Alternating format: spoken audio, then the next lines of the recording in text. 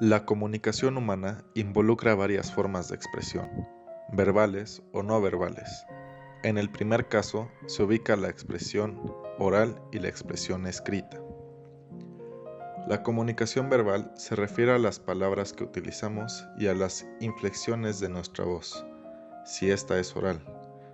Pero si la comunicación es escrita, alude a la disposición gráfica y estratégica de las palabras.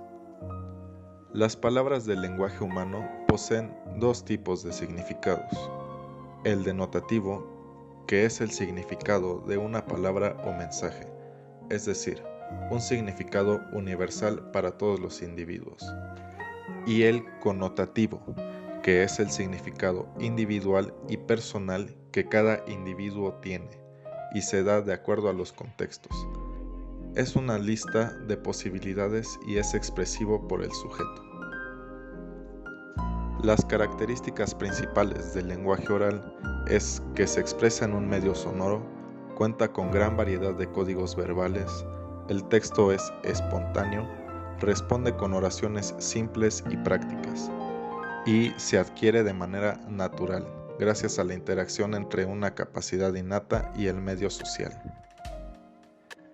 Y las características principales del lenguaje escrito son que se expresa en un medio visual, solo posee recursos tipográficos, es formal, tiene un grado de complejidad por el uso adecuado de la gramática y sintaxis al momento de escribir. Predominan las oraciones subordinadas y cuenta con un léxico más rico, y se aprende mediante un proceso de enseñanza intencional y aprendizaje.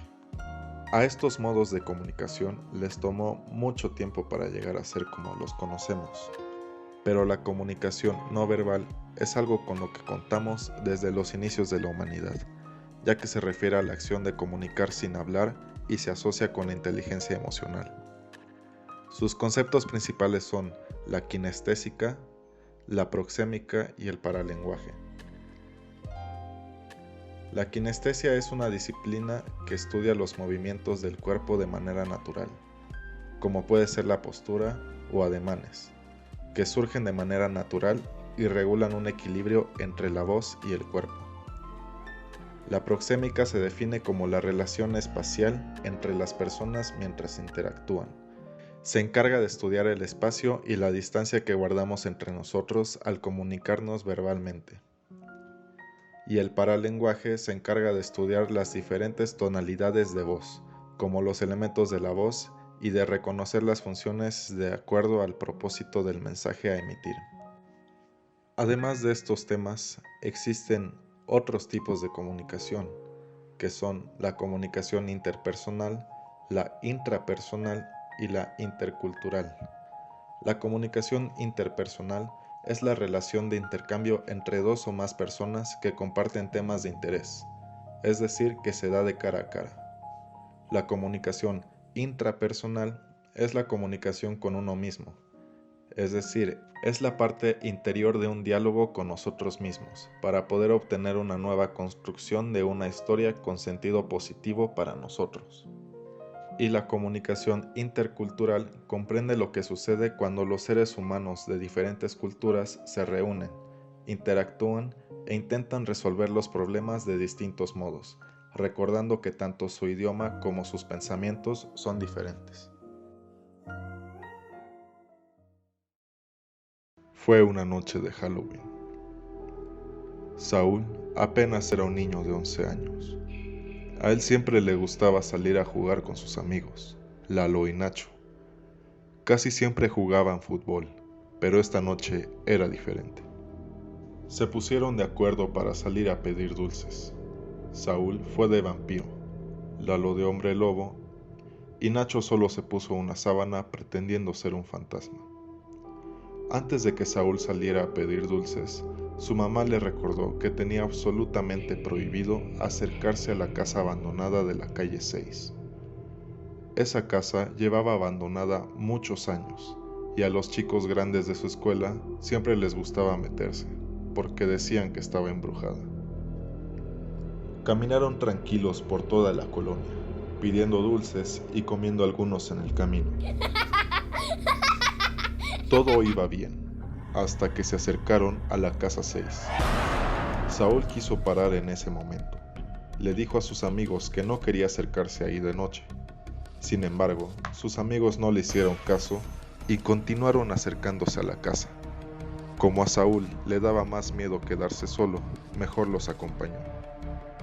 Llegaron a la casa abandonada. Nadie se quiso acercar más, hasta que Lalo se armó de valor y se acercó a la puerta. La tocó y ésta se abrió lentamente. Lalo entró y le dijo a sus amigos que entraran también. Pero Saúl y Nacho ya tenían mucho miedo. Lalo caminó hasta donde ya no se podía ver por lo oscuro, mientras les decía que no había nada.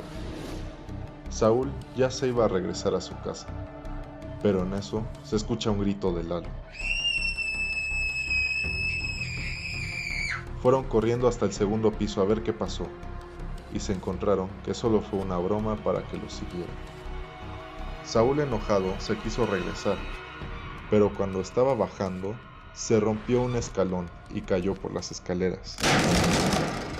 Quedó aturdido por un segundo, pero cuando se levantó, ya no vio a sus amigos. Preocupado, los empezó a buscar por toda la casa y no los encontraba, hasta que al final de un pasillo vio a Nacho con su disfraz de fantasma. Le empezó a hablar, pero no le contestaba. Se acercó más y le tocó el hombro. En eso, la sábana cayó y no había nadie. Saúl gritó de miedo, pero lo peor estaba por venir, porque un lobo aulló desde el inicio del pasillo y empezó a correr hacia Saúl. Saúl nunca había corrido tan rápido como ese día. Dio vueltas por todo el segundo piso hasta que quiso bajar las escaleras y se volvió a caer, justo como la primera vez.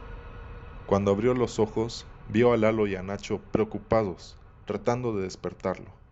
Saúl se levantó de golpe y les preguntó qué pasó con el lobo.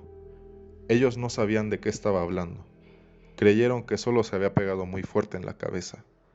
Lalo se disculpó con Saúl por obligarlo a entrar. Saúl lo perdonó y salieron todos de la casa.